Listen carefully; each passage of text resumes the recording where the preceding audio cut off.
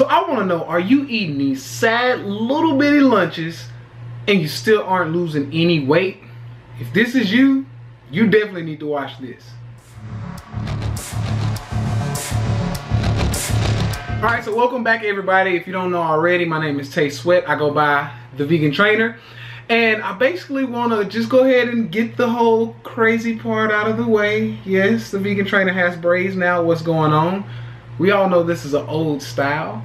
But first of all, I just want to say that if you have been following me for a while, or if you are just somebody who knows me, you know that I do not follow trends. I don't care if it's old, if it's new, if it's popular, I don't care.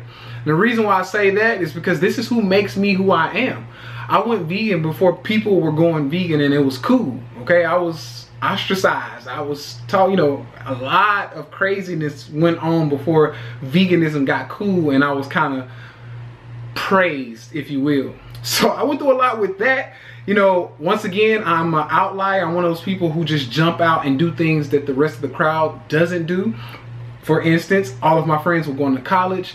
Everybody's parents were telling them, hey, you need to go to college if you want to make money, or you need to go to college if you want to be successful. I didn't go to college.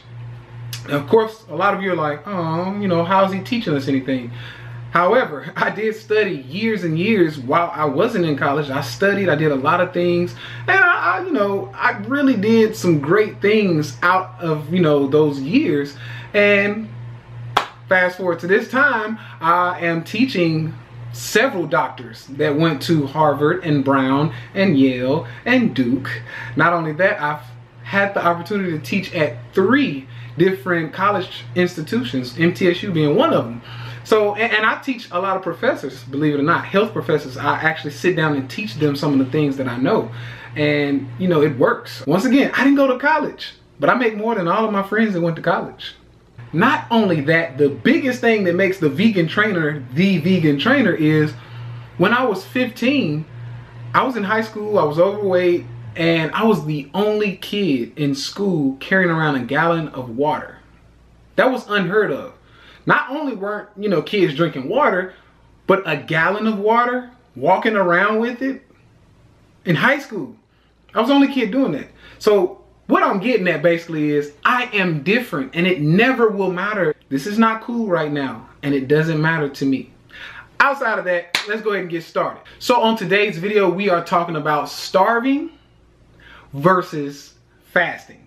Now, a lot of you are wondering, what's the difference, okay? If you're starving, you know, you're fasting. And if you're fasting, when I fast, I'm starving, and that's not actually what's going on. To make this quick, when you look at starvation, starvation is something that happens all day. Even when you eat, you're still starving.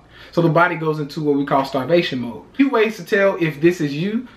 If you're the guy or woman that's sitting at the table eating this very, very small meal and you're just sad, more than likely you are starving yourself. Now, I know some doctors have put people on 600 calorie diets and, you know, they starve themselves. However, if you ask me and all of my doctors that I train, they will tell you that doctors don't know much about nutrition, and actually it's an elective in college. They don't have to take that. They just elect to take it. So a lot of doctors don't really know about the manipulation of food and how to get fat and hormones and insulin, you know, things like that. How to get those things in the right, you know, position when it comes to eating.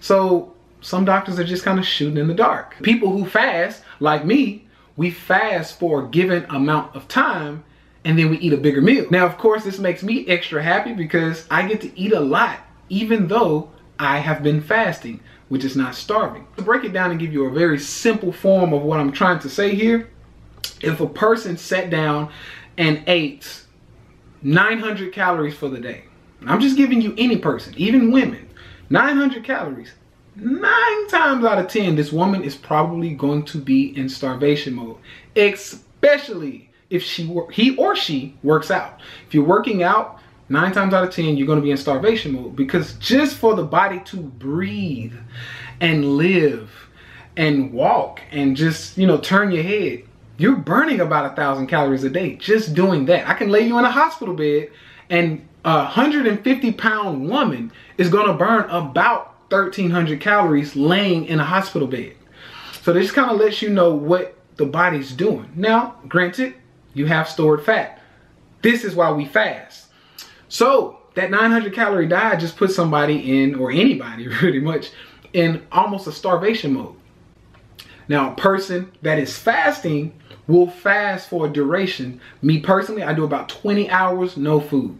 That is not starving. Why? Because when it's time to eat, I eat about 3,000 calories in a 4-hour window. Now, me personally, I'm pretty big. You know, I don't want everybody, or I'm not saying everybody should eat 3,000 calories.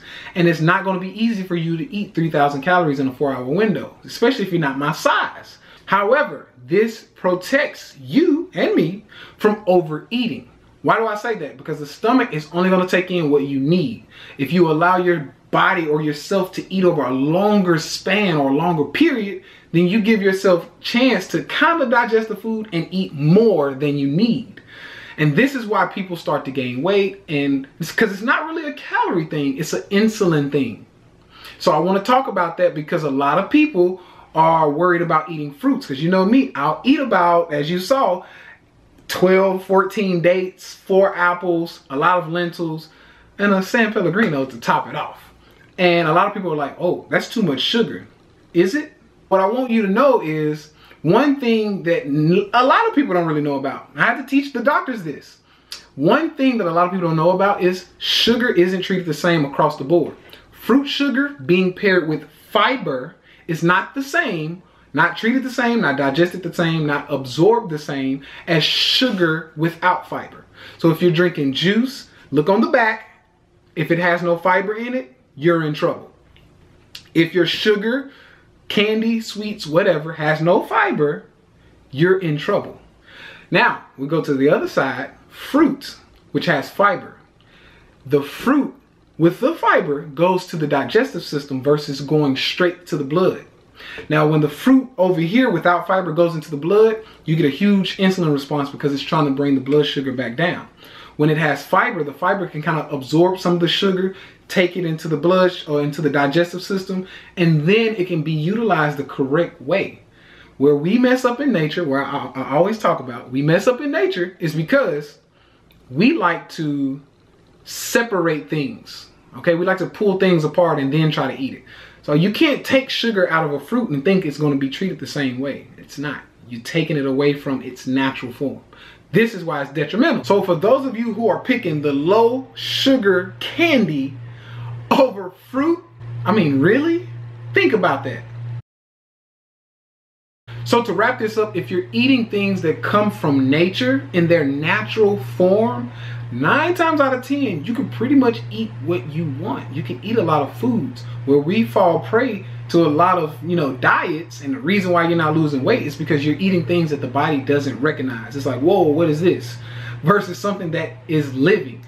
So one quick tip that I would use for you, and I use for a lot of my online clients, if you can sit it out and it lives for more than 2 weeks, it's probably not good for you to eat. Now, some things that kind of get around this are quinoa, rice, lentils. Those things will last for a little while because they're not cooked. But the things that sit on the shelf for a while, they're probably going to sit inside of you for a while, which is why you're not losing any weight. You're getting a crazy hormone response, such as insulin, and it's not working for the body. It doesn't get it. For those of you who want to challenge me on my credibility, you can go check out my Instagram. You can go check out my website, IamTheVeganTrainer.com. There I'll have testimonials of some of my doctors that I work with there. And actually, one of my doctors was on CNN yesterday or 2 days ago. Check it.